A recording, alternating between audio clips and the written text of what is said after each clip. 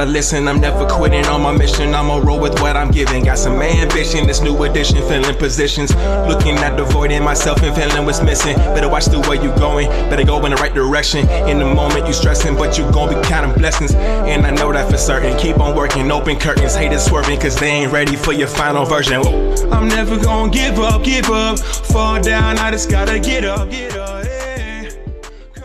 You're listening to the Tom Ficklin Show on WNHH-LP 103.5 FM, your home for community radio. Good morning, everybody. And Harry, can you hear us okay? You were a little muted, and I'm not sure whether that's just pertaining to you or if you could hear us. Can you hear us all right? Yeah, I hear you. Okay. Michelle, you're good? Good. Good afternoon, everybody. Again, it's, Michelle, it's tomorrow in Australia. So, and if we were kind of doing the show crossing the international date line, we could debate what day it is. And I mentioned that in terms of sometimes I think people get hung up on whether it's 2020 or whether they're using the Jewish calendar or the Mesopotamia calendar, or even the Chinese calendar. And I start like that, Michelle, because sometimes we get hung up on the currency of the moment, but there's some issues that I think really pertain to us, even if we'd had this discussion 2,000 years ago or 4,000 years ago, in terms of how to teach, how to educate. And so, but I'll try to come down from that global perspective and talk about, we're chatting with Michelle McKnight today, and Michelle has an experience in terms of math, but not just math as a technique, but also in terms of an emotional approach and even from an equity approach. And so I've kind of leaned on Michelle to kind of share with us, particularly given this COVID situation, which I think there's no question it's a global crisis, but also it's going to be a global opportunity for us to be innovative, creative, think about where are we going as a society moving forward. So Michelle, without further ado, share with folks a little bit about who you are and why I really have twisted your arm to kind of endure with me for the next 52 minutes or so. Yeah, thank you so much, Tom. You didn't really twist my arm. As we spoke a little earlier, communication sciences is my background in terms of undergrad, so I always jump at these opportunities. Great. I'm Michelle McKnight. I am a math interventionist, but I think of myself as a social justice mathematic activist.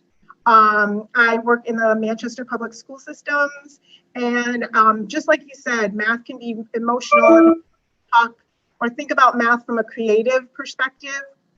When we think of it through a creative or beautiful perspective, that's when we really get at the equity.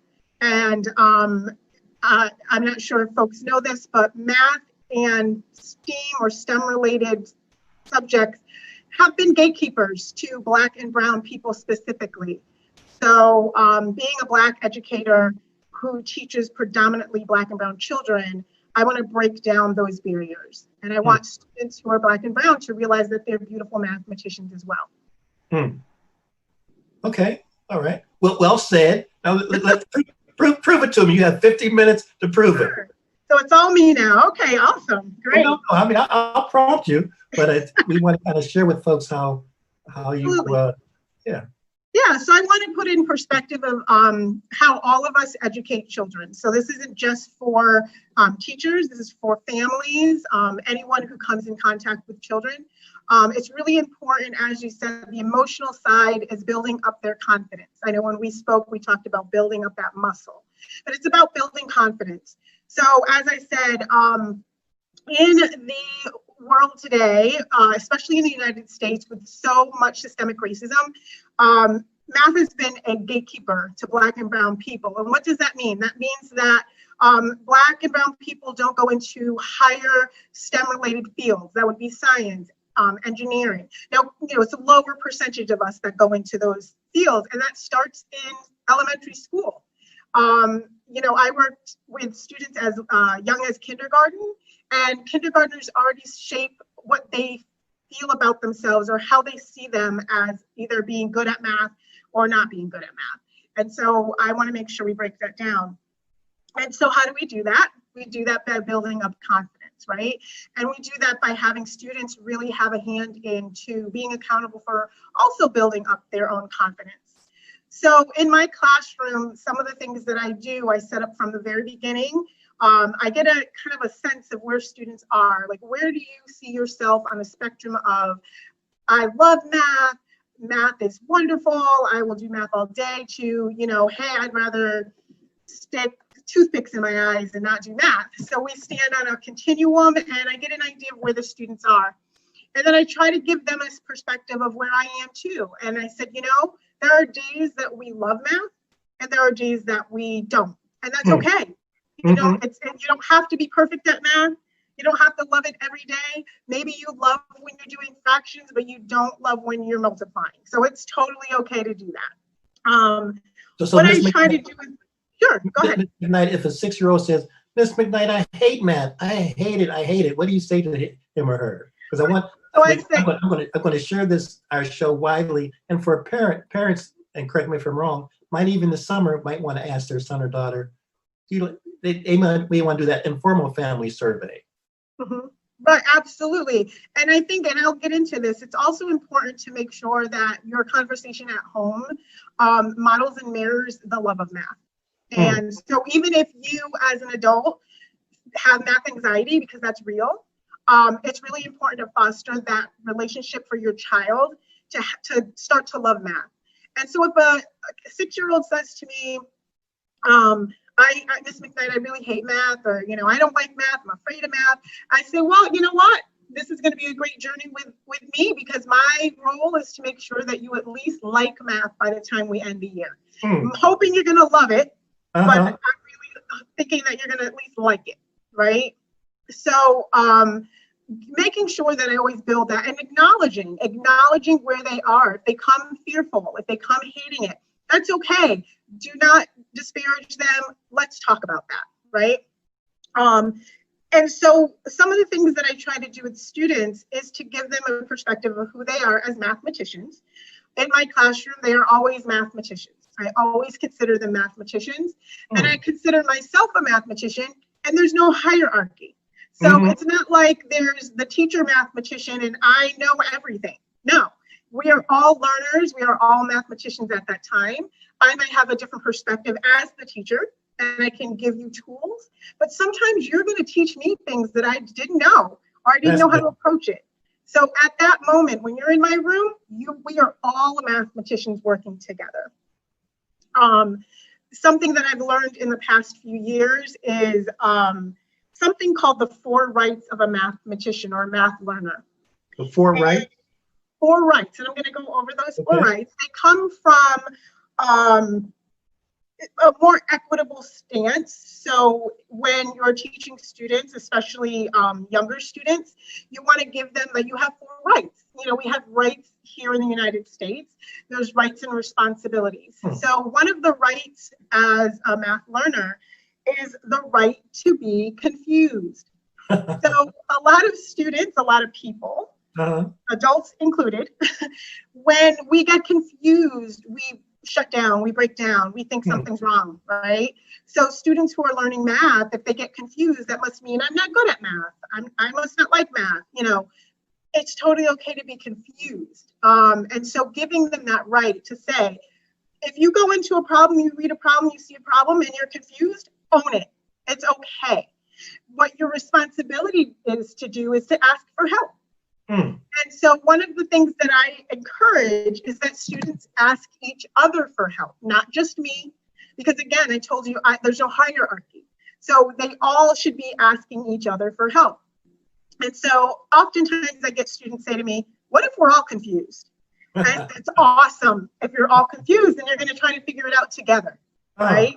So it doesn't mean that I give them an out and I go, okay, if you're all confused, that means I have to show you what to do. No, no, no. You still must ask each other, and you have to ask each other for help and figure it out together. So they have the right to be confused, and they have the right to ask each other for help, or the responsibility to ask. Fascinating. Yeah. So right number 2 is the right to claim a mistake. So I'll say this, especially for adults who are, you know, whether you're a family member, a parent, a guardian, an adult that's with children, allow students to make mistakes. when they're solving math problems. You know, oftentimes as a teacher, you know, I have families that say, well, they brought their homework home and they just, you know, they shut down because they weren't understanding. Let them make those mistakes. Write a little note on the homework and say, you know what, we worked at this, they tried and they got confused and they made a mistake. My role would be to then help work on those confusions, right? So let them make the mistakes. Let them build that muscle, right? That's the only way. You have to push yourself and make mistakes. I think we can say as adults, if we make mistakes in life, that's what helps us learn and grow. Good point. And so students need to understand that during math, again, mathematicians aren't perfect. And unfortunately, we have this concept or perception that mathematicians see a problem, solve a problem, they're done, right? That's not true. Many mathematicians will work at a problem for many, in some cases, years. There are problems out there that were never solved, right? And students don't know that. And they need to understand that mathematicians work on solving problems. There was a TV show on years ago called Numbers, and it was about, it was a crime show. And one of the people that would help solve the crime was actually a mathematician. And so he would, like, on a board, do all these, you know, mathematical equations. I mean, we even saw that in Hidden Figures, right? And what I do is I like to show clips of that to the students so that they can see that mathematicians don't have like 1, 2, I'm done. That they spend a lot of time trying to work through. And some of those things are mistakes. So it's okay to claim a mistake. What do we do when we make a mistake? We go back and we fix it. So that's the responsibility. The student goes back and let's fix it. Let's work together. Remember, it's important to work with those other mathematicians. Let's help each other, give each other feedback, which I do teach children how to give each other feedback so that they can fix the problem. So 1 is be confused, 2 is make mistakes and claim the mistake. Right number 3 is to speak, listen, and be heard. So this is the part where, especially students who have been, and I'm going to say labeled here because in my mindset, we label children. And it's my thought process, but unfortunately in today's public education system, we do label children. So the students who come to me have been labeled as students who need math intervention. They've been labeled as students who struggle with math. I don't see it that way. I think they're all brilliant. I just have to teach them differently. But being heard and speaking about math and listening to each other is really, really important. Many students who come with that deficit of thinking that they're not good at math, they clam up, they don't want to say anything. So my role is to get them to talk about math, and that's including the mistakes that they make. So back to families. If you're working with your child at home, allow them to speak about the math that they're doing. Have them tell you what they just did, and not just what they did, but why. Why did you solve the problem that way? I have a poster in my room. It's just small. It says why. And I often say to my students, if I can keep asking you why, then you haven't fully gone through the problem. So they need to be able to explain to me why, right? That also builds confidence because now I'm explaining to you in my own words why I chose to solve a problem in that way. And it may not be the way that I, as the teacher, may have taught you, and that is okay. And students need to understand that it's okay to approach it in the way that you need to approach it and make sense of it. Something that we need to remember is that children start to reason as little as toddler age. And reasoning is huge in mathematics. You want students to be reasoning, thinking about how they would solve something. Is it always correct? No, but they need to be able to do that. Unfortunately, we take the reasoning as they get older. We don't value it as much. We should. There are something called the 8 mathematical practices. The second practice is reasoning. It's important to make sure we value the reasoning. So having students speak, but also listen, right? So if I'm a student in a classroom, you're a student in a classroom, and someone is explaining how and why they solved something, really important that the two of us listen to the way that student or that person is solving. something that I might do is I might say, I'm going to have you repeat what Jill just said. So I need you to listen. Why did Jill solve it that way? Or I might say, Tom, I'm going to have you build on to what Jill just said.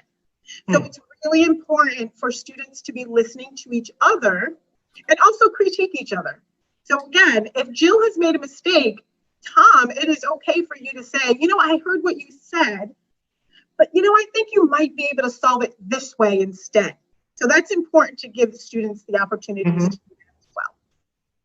So we have three different rights so far. So be confused, make a mistake, the right to listen, speak, and be heard. And the last one is you have the right to write, so actually write, do, and represent. So represent means draw a picture, use models, so things like blocks. Represent what makes sense. So the first thing that we should have students start to realize is, how do you make sense of a problem? Even 2 times 3, how do you make sense of that? What would you do? So often students might gather some blocks and try to model 2 times 3. Some students might draw 2 times 3. Some students do know it by heart, but it's important for them to make sense of 2 times 3, not necessarily memorize 2 times 3, but make sure you make sense of 2 times 3. Explain 2 times 3. What does that mean? And so it's really important that students make sense. If they cannot get to making sense in the beginning of the problem, that's important for them to go back to the rights again. Are you confused? Explain that. Why are you confused? So you can see how each of the rights play together. What I can say about the 4 rights, so I implemented those in my classroom about 2.5, 3 years ago. And what I can say is that when students start to get stuck, we'll say, I go, what's your 4 rights? And I have them on the wall, so they look up, and they're like, oh yeah, I can make a mistake, and it changes their mindset. They don't get stuck. They get unstuck. They're not shutting down because they know they have the rights, and it's okay for everyone in the room to understand we all have these rights. So it's beautiful. It's wonderful to see these students claim their rights. I did that during the emergency remote learning with some of my students, and I would be working with them, and I would say, hey, what are the 4 rights? And they go, oh yeah. And I would pull it up on screen, and they would go, that's right. I have the right to make the mistake. Okay, I'm going to work through this. So we're really what grades would the 4 rights pertain to? Honestly, I feel like they would pertain to all of us, no matter what age, but it's really, so I'm a 5th grade teacher right now. It is geared towards probably like K through 6. However, I've met students, and I'm sure you've met students and people who, again, have math anxiety, who get confused about math.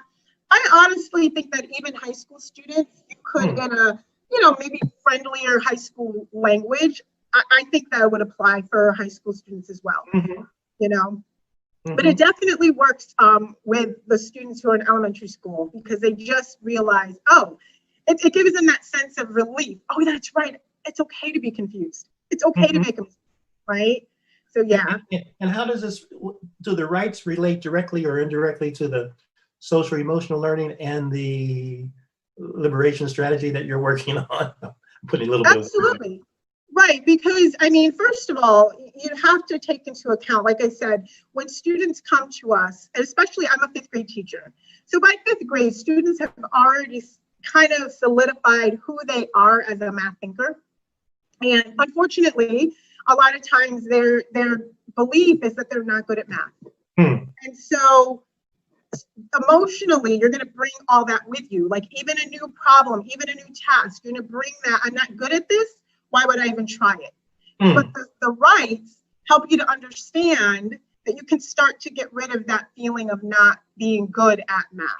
And the rights allow you to start to see yourself as a mathematician. Again, mathematicians don't solve things within 5 minutes. It's unfortunate that our public ed schools set children up to believe that mathematicians solve things within a period of time.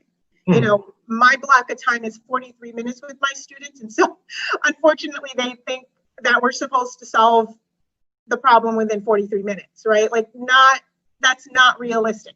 It could happen, but again, many mathematicians can spend years on trying to solve something, and Indeed. students understand that. Yeah. So I wanted to kind of focus, I know, like on families, because I know that. Great. Oh, and this pertains to teachers as well, but I know that, like, since we are in the midst of, again, either a hybrid that people are doing, some people are doing remote, some are doing in person, and families are really, really being asked to be so much more involved. You know, we always partner with families, but even be more involved with students, and especially math. And I also know that a lot of families at home, they have their own math phobia, right? So it's important for me to kind of like put some things out there for families to understand. Now, the families can go over the rights with their child as well. But something that I kind of started to look into is like when parents say to me, what do I do at home, right? And so it's like, it's not about the homework. It's not about you definitely like getting them to get the answers right. Homework's practice. And I think we forget that. And I always look at it, and as much as I told you earlier, I don't like sports, I do use the reference of sports with my students. But we practice at sports, right? So we make lots of mistakes during practice. And it's okay, so that we get better for the actual game. And so I always tell families, homework's practice. So if they don't get it right at home, it's okay, because part of my job is to make sure that they're starting to understand and get it right. And they're not going to get it right the first time with me either, and that's totally okay. So one of the things that I would highly encourage, and I said this with the 4 rights, encourage your child to make mistakes and own them. So again, especially with math, students feel as though they have to be right the first time, and that's not true. And I also make reference to playing video games, which I don't do, but I know my students do. So I say, when you first played the video game that was new, you knew how to do it right away. Oh no, exactly. So it's okay to make mistakes in that video game, and then you push yourself to try to understand. You look things up so that you can, you know, get to another level. So when you're at home with your children, it's important to just allow them to make the mistake. Don't, you know, if they break down, say, encourage the mistake. Say, you know what, the mistake means you're learning, and at least you're trying. And so instead of a family member saying like, no, you've got to get this right, let's erase it all. And no. Allow for the mistakes. Allow students to do that. You mentioned earlier about how this is a great opportunity for us to look outside of how we've been teaching, you know, regular public ed. I always say that's status quo. We've been keeping a status quo. And I totally believe you in terms of this is a great time to think outside of that box. In fact, let's throw away those boxes, right? So I know that many families have unfortunately been conditioned to understand, like, we've got to master this. We've got to have a test that we're going to take, these standardized tests. Well, that doesn't allow for creativity and mistakes. And I think that we can now try to open that up. Let our students be creative. Let our students make mistakes. So I would say to families, just when your child is making a mistake, encourage that. You know, don't say, get out your eraser, erase that. Maybe you do have them do it again, but that first try is beautiful, and remind them that that try was beautiful. Another thing is to get rid of the myths, or try to dispel some of the myths that are out there. So our country, for some reason, we don't value math as some other cultures do. And it's quite often that we joke or we set aside, like, if you're not good at math, that's okay. Not everybody's good at math. And I know I've seen a quote somewhere that said, but we don't do that to people who maybe are illiterate or have trouble with reading. We really push to work to help those people read. We don't do that with math. It's kind of like, and I'll have to tell you that there's like a running joke in my family.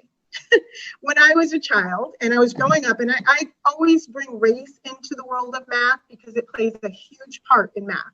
I grew up in a predominantly white suburban area here in Connecticut, and I was not good at math, we'll say. I struggled with math. I truly believe now some of it was my the instruction or lack thereof that I got. So all my years of public schooling, I didn't do well, we'll say, with math. And so when I got the math intervention position, my mom was like, what? Like, you're not good at math. And so, you know, now she just watches me and I speak about math and I do a lot with math. And she's like, that's so amazing. And I said, right, because everyone is good at math. And unfortunately, I was led to believe at a very young age that I wasn't. And I held that. But Michelle, you mentioned race plays or played a factor. Elaborate a little bit more. Oh, yeah, absolutely. So, you know, I'll kind of age myself a little bit. So being in the public ed arena when I was like in the 70s, growing up, our school system has always been predominantly white teachers, especially up in the North. I'll say after desegregation. That's a whole nother thing. And so teachers didn't and still don't set high expectations for children of color. And so I wouldn't have known that until I became a teacher. In fact, I think if I wasn't a teacher, I still wouldn't know that. But I know that sometimes it's just because people are trying to be nice, right? So if you have Black and brown children and they're not doing as well in your math class, you lower your expectations so that they can do it. Well, that doesn't help at all, okay? So I also know I had teachers who just didn't have many Black and brown children and didn't really know how to interact and create relationships with us. And so again, that keeps a teacher from setting high expectations for children and thus allowing you to kind of flounder. So I really believe that I had one teacher, I have to say, and to this day, it's like I will never forget him. I had one teacher when I was in third going into fourth, and he held me back in third grade math. And my fourth grade math teacher said, no, you don't need to be held back. You need some support and I'll help you, but I'm putting you in fourth grade math and you're gonna do it. And I did. And so he held higher expectations for me. The other teacher saw my struggle and figured, oh, just do it again, right? That doesn't necessarily help a child. Especially, you know, I didn't have learning disabilities or anything like that. So a lot of teachers still do that. So that's why I say race plays a role. The majority of our teachers are white teachers, white middle-class women. And so it's really important for them to understand that you're not helping children when you lower expectations because you're trying to be nice. And so go ahead. Michelle, in terms of this period before we resume school in whatever capacity that happens, are there any websites or Khan Academy or Google or videos that you've seen that parents can, I don't know, just watch with their young person that might be math centered? Yeah, so I'm very old school, so I'm not as well up on sites, and especially like districts usually purchase or adopt. But well, you mentioned one, Khan Academy is fabulous. I'll have to say I've used it myself if I, you know, when I'm trying to brush up on something. And it's very step-by-step in terms of helping students. Children can go on their own and do it. I know that we as, like I've used ABC Math. That's a great place for students. They can play games. I mean, Google is a great resource, always a great resource, even just typing in math games. There's Math Playground. Math Playground has a lot of different games.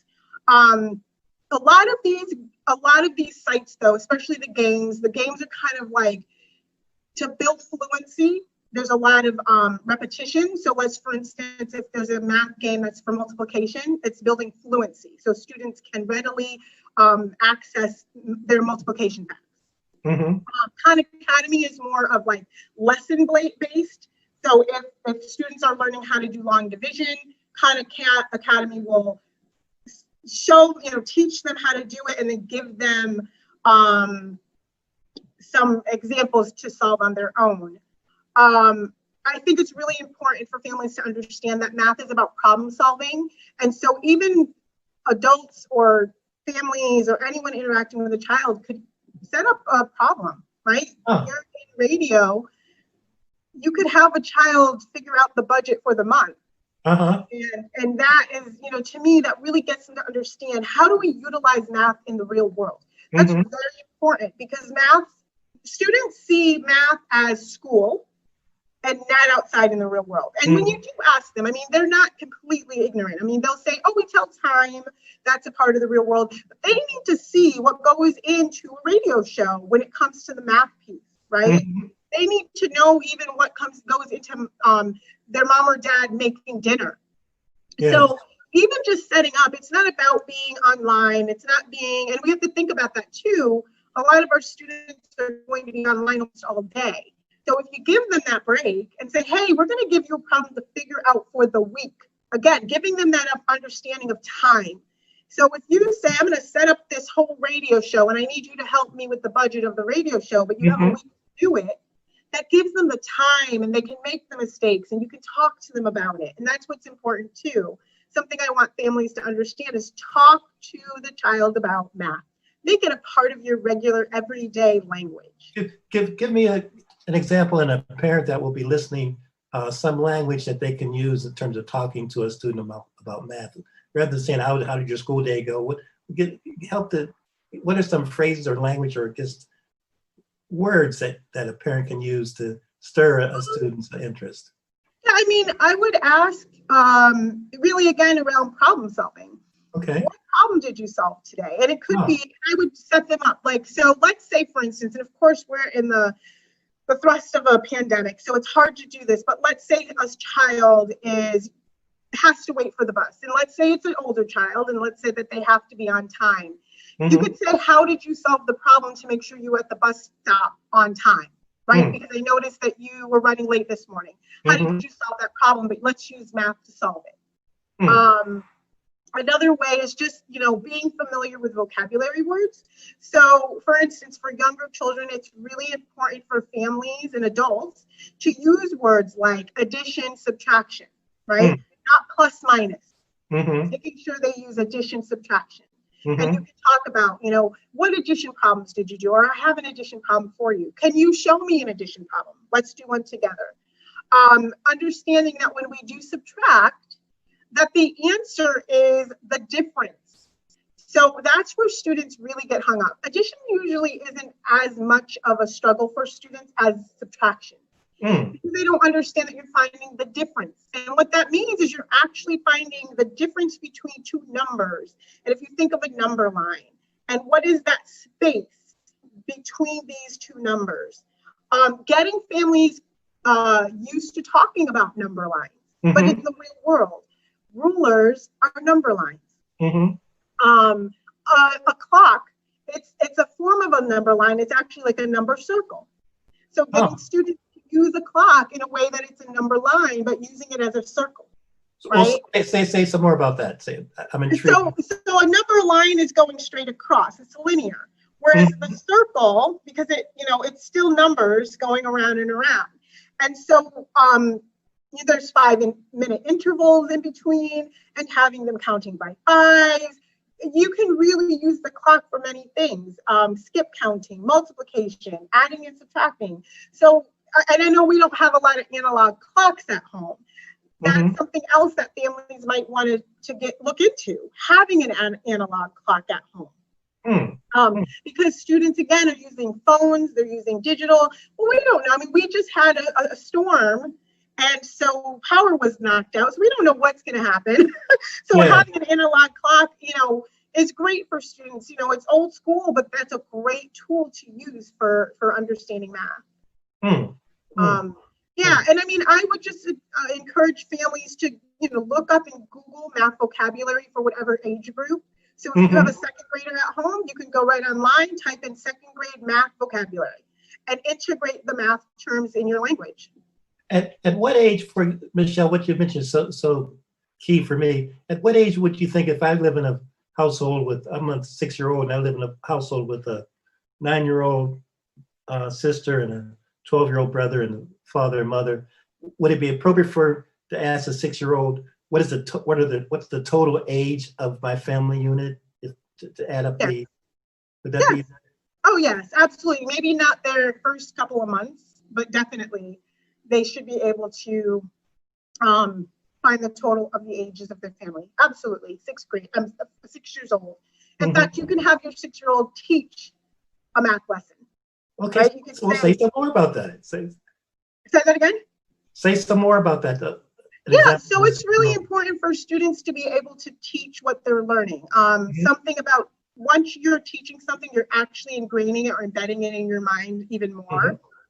So if, let's say that a first grader is learning how to add double digits, have them teach you how to add double digits. Have them show you what they've learned. What are different ways? That's another thing that families could be asking their children. I know you know this one way. What's another way that you can solve that? Can you teach that to me? There are many different avenues, many different ways. There's not one way to solve a problem. What students do need to understand is that there is an exact answer. However, math is abstract. And so you can have many different answers, but you have to be able to justify the answer. So, but it's important for them to understand that, you know, at a younger age, that there is an answer, but there's many different wonderful, brilliant ways that you can get there. And how would you get there? You know, and maybe you play a game, especially with a 6-year-old. You solve it, they solve it. Now let's compare. And which one would be the quickest way to get there? My way, your way? Let's see that. Which one took longer? You know, play a game with them, because math is about playing, and that was something I was going to bring up today. Is have children play. I always tell my students that. I'm like, I want you to play with your numbers. I actually tell them a little story about numbers. And I say that there are, we have digits 0 through 9, and that the digits are really, really friendly. Some are friendlier than others, and they just really want to be your friend. And this works more for like elementary school kids. But, and I said, basically, they just want you to play with them. And again, some are really, really friendly. 0 is your best friend, because adding, subtracting, multiplying, and dividing 0 is great. And they want to help you out a lot. 7, 8, 9, they're not as friendly, but they still want to be friends. And what they want you to do is find ways to make it easier to work with them. Right? So I said, no, let's think about 10. Would 10 be really friendly or not? And then they start to realize, oh, it's super friendly because there's a 0. So they start to understand that our 10s, 100s, you know, those are friendly because there's a 0. 9s are a little trickier, so they're not as friendly, but they still really want you to play with them. You got to bring them out a little bit more. And students really start to see where they can make the mistakes and play with their friends that are numbers.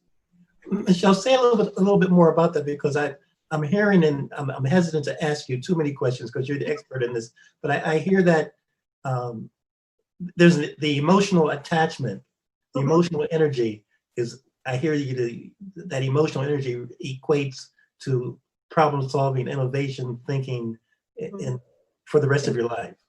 Yes, absolutely. So it's all about mathematical thinking, right? And it's breaking down. Again, unfortunately, we've set up math in our culture as to be like an enemy, right? And so it's really important for students to understand that actually now numbers are quite friendly, and numbers are like speaking another language, and numbers are there to help us. So, you know, another way that I approach it, I have a lot of students who come as English as a second language, right?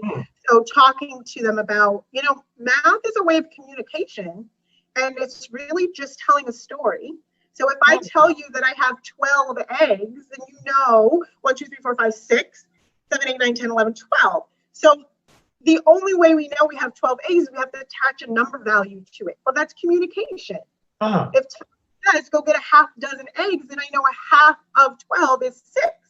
That tells me a story. And so it's important for students to understand that math is a language. Math is there to be creative and fun and play. And unfortunately, we haven't set that up very well for our children in our culture. So I try to give them that. Just as you were speaking about the story, are you saying that you work with the English teacher or you work with the social studies teacher in terms of integrating the stories and all of its ramifications? Yeah, so it's interesting you say that. So I'll answer that in two ways. One is that I also try to integrate as much writing and storytelling in my classroom. So my students write stories about a number. So they pick a number and they actually have to take it on an adventure as if it was a person, and they give it all kinds of fun. So that's one way to do that. Funny that you would ask if I collaborate with other teachers. So I know we can talk a little bit about this. So I have been doing social justice mathematics with my students for about 4 years. And I've been trying to grow it in terms of being really accessible to other educators. And one of the things that I started doing last school year, pre-COVID, was to collaborate with a social studies teacher. So again, we're fifth grade. And so so what we were doing pre-COVID was looking at the unit she was teaching was the Civil War. And it was like pre-Civil War and then Civil War. And so it was talking about like slavery and things like that. So the students that we shared, because we're a middle school, so we share students, or we were sharing students. Yes. So the students that we shared were actually starting to look at how is history being taught to you, through whose eyes and which resources are being used, but we're going to look at it through a mathematical lens. So it was about collecting data. And so students were going to collect data and tell a story about whose lens is teaching US history in fifth grade. Well, you've lost me a little bit. Give me an example. Okay, so we'll start even just looking at how many presidents owned slaves. Okay. Right? So in a lot of places, teachers are not talking about how presidents own slaves. Because why would we do that? Now we're going to put a negative light on our presidents, right? So we look at, first of all, let's look at the number of presidents who did own slaves. We're going to look at that first. So there's your math, and we're going to figure that out. But we're also going to look up information for like why aren't you typically taught that? So it's really looking at resources. It's counting the resources within the school. It's looking at who writes the resources. Can we contact the publishing companies? What percentage of fifth graders in the United States are being taught through a more equitable or anti-racist lens? So really taking the math piece where they're collecting data, and data is really important to collect because data tells stories. And data can tell two different stories depending on who tells the story. So even having students, so like my students were predominantly Black and brown, they wanted to tell the story through the Black and brown lens. And so typically history is taught through a white lens. And so looking at comparing that and using the numbers to do that is how students start to not only understand how history is being taught, but now you've raised that emotional state because now they're really in it. Yes. Build that confidence, and now they see how mathematicians actually use math. Would it, in that same scenario you've mentioned, would it be too offensive or traumatizing to ask the elementary school student or middle school student to even talk about the slave auctions and the various prices if you're a male, a female, if you're young or if you're old? Would that be too, do you think that would be too sensitive from a math standpoint or from a psychological standpoint? Talking about slavery, I just want to clear that. Talking about slavery in terms of the slave auction. So the slave auction, a young male is worth more than an older person or a female. It might be a childbearing age. Okay, that's a great question. So I'll go back to definitely in a math class, but in school in general. But in a math class, you want to make sure that you have a solid relationship with your students, especially in a class like mine, since we do talk about social issues. So by the time we get to social justice mathematics, about midway through the year, and so our relationship is pretty good. So we have really open and honest conversations. So that's number one. Number two is being able to gauge where children are. So social justice math is very student-centered. So if a student says, because they're learning in their social studies class, I want to know more about the slave auction, and they're fifth grade, let's say. And I will say this about fifth graders. Don't underestimate fifth graders. They know more than what we think they know. So if they have heard of slave auctions, there is a possibility that a 10-year-old fifth grader will say, I want to learn more about slave auctions, right? But then it's really about trying to get the other students to understand where we are. I believe in being super honest with children, and I may say to them, like, this is going to be some very delicate, sensitive subject. And we have to understand that this is our true history. And what I may not do, I may not show them pictures, I may not do any of that because it may elicit, trauma. But I will tell you that I have done World War II with students, and I have shown them pictures of like the Holocaust and everything. And honestly, it gets them to want to ask more questions. And you want to get students to ask lots of questions, and that's how they learn. So I'm going to say, and this is very general, because of course this doesn't apply to everything, that a fifth, sixth grader would emotionally be able to handle slave auction if they understand that we are uncovering the truth of our history. I'll tell you, when we were doing the and we didn't finish, and that's unfortunate, but I had the students asking questions about, what do you want to know about, the period of time, the Civil War that we were talking about. And some of my students asked things like, why was there slavery? Why did white men treat Black people so horribly? Why don't we learn, let's see, I think it was like, why don't we learn the truth about slavery? I mean, the questions they came up with were so authentic and so real that I would go ahead and say that if they bring up slave auctions, then we dive into it. Part of social justice mathematics is not coming from the teacher, and that's really important. It's guided by the teacher.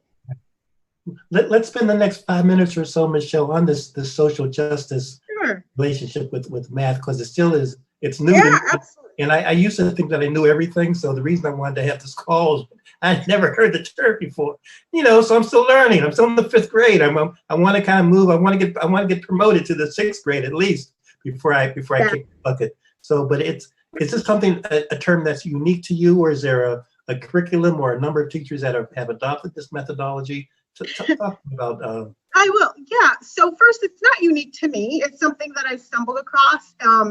It's unique to many teachers, especially in an elementary or early middle, especially here in this. I'm in the Hartford County part of the state, so especially here. So what happened was I was looking for a creative way to engage Black and Brown children, and I came across a term called ethnomathematics. And that's the study of math through culture, or you could flip it and actually say the study of culture through math, whichever way. And it's just using math to understand culture. And through digging on Google, I came across a site called Radical Math, and it talked about social justice mathematics. And I was like, oh, well, we're doing that. Now on the site, it's geared towards high school, like maybe upper middle, like 7, 8, up to 12. And I was an elementary school teacher at the time, and I said, no, I'm going to get third graders to be able to do this. And chose a few students to kind of experiment. And basically what you do is you have them brainstorm social issues that are important to them. So that particular year, they brainstormed bullying. They brainstormed, one little girl was adamant she wanted to know more about GMOs in food. And then, and again, this is third grade, so 8, 9 years old. And then they also came up with this, they brainstormed together and they said, we want more education. And I said, what do you mean by that? And they said, well, we want a better education because this year, all of our teachers in third grade have been absent a lot because they all have had babies. Now, they didn't mean that in a disparaging way, but what they recognized at third grade was we don't get our classroom teacher regularly enough for us to have a solid third grade year. Third grade, that's why I say don't sleep on these children. They know, they know. So we actually settled on bullying so that we could collect data around bullying. And really this is about being in the children's hands. So again, I said, well, do we want to find out about bullying K through 5? Or they said, no, let's just write 3 through 5 because those are older students and they'll understand bullying a little bit better than a kindergartner. Mhm. So they actually came up with a very simple question. Have you ever felt bullied? They went around to all of the 3 through 5 classes, asked, collected the data. We put all the data up on boards. They calculated, so like we used tally marks, and then we calculated, 25 in this class. And then they started to look at the data across grades. Mm. And part of it is what prediction, what conjecture can you make looking at this data? And they said, well, so they had noticed there was a huge disparity in 4th grade in terms of many students. I think there were about 25 students said, yes, I have felt bullied. And then there were like 4 students that didn't, okay? And so they said there's a huge gap between the students who felt bullied and the students who haven't in 4th grade. And I said, you know what? Since we're towards the end of the year, we feel like 4th grade going into 5th grade might end up having a problem. Yeah, that's true, right? So you start to see like, wow, these 5th graders might have an issue. And again, not all the 4th graders answered, but they were able to see with those numbers, there's a problem. So they may not hear the word statistics for 7 years from now, but they were actually doing statistics, you're saying. There you go, right? So now, you put it in that perspective, you have students who are in 3rd grade who may not have heard, they may not hear the word statistics for another 5 years, but when they get there, they're like, I did this. Okay, I get it. So now we're breaking down the barrier of that gatekeeper for Black and brown children who don't normally see this at a young age. And then they go, wait a minute, I've done this, I can do it. And there's the emotional piece, right? So absolutely. So social justice math is really student-centered. I've had students, look at like, let's look at poverty and how poverty affects education.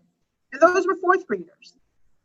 So my role is Harry's going to give us the hook momentarily, but say a little bit more on that. And don't worry, if we get the hook and have to conclude, all that means is you just have to come back in October for no. I mean, that all that means is that this is not a second off. You've been that's awesome. And honestly, it'll be great when I have students again to really talk about what I'm doing in the present. So again, had 4th graders they were reading, so they connected this to their reading book.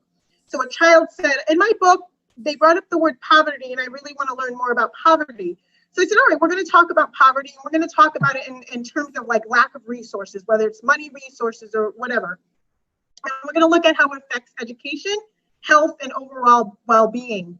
And so my role was actually to set up some simulations for them to act as if they were living a life, whether they had to, buy a car, pay for rent or whatever, and then start to understand how their well-being and even getting into education changes based on wealth. You gave them a certain amount of money and they had to decide how to I did. So they all graduated, and every single one of them I have play money checks. So every single one of them started out with $500. Right. Had the opportunity to earn more. So their opportunity, if you solved a certain math problem, you could earn $200. Oh. If you even tried to solve it, you could get $100. You didn't have to get it all right. But so I would give them different opportunities to earn money. And then, of course, when they had to pay rent, this and that. But then they started to see like, oh, wow, in some communities, some students actually have to pay to go to school because it's a better school, we'll say, right? So that affects their wealth. And they were able to see, we actually did a whole thing on minimum wage too. So they learned about the minimum wage, and they learned about how, is it fair? And a lot of them walked out and they were like, the minimum wage is not fair. Yeah, and these were 4th graders, 9 and 10-year-olds. See, that's fantastic. That's fantastic. You may have heard that music coming through. And all that means is that we just got warmed up. All that means is got warmed up. This is just the first inning. I know you don't like sports, but this is just the first set. Yeah, I understand. Yeah. So I really appreciate you taking the time. Oh, absolutely. And we'll do it again. But definitely be safe and be well given the situation. Have you been tested, by the way? Have you taken the test, the COVID test? I have not. I really have been so self-quarantining. I do just very little social interaction. I haven't done Next time we talk, you'll fill me in. yeah. Michelle, thank you so much. You're Thank you welcome. so much. Thank you Harry, for having thank you. And thank you for listening, everybody. We'll do it again. We'll do it again. I said from night to dawn, I'm righting my wrongs, alarm in competition with warnings, ice galore. Now I'm running toward it, my lights unfinished, being a quitter, but little by little they